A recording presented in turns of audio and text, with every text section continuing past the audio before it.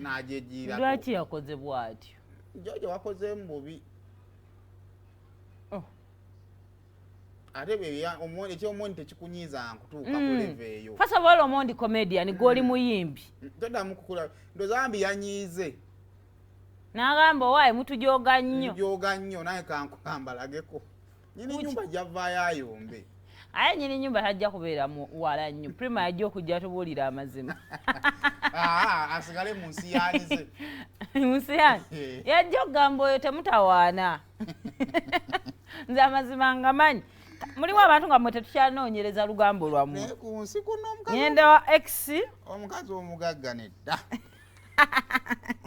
Watu olaba n'ennyumba eno ya George. Buli maaso okuleeta obukakafu nti tasobola kugizimba.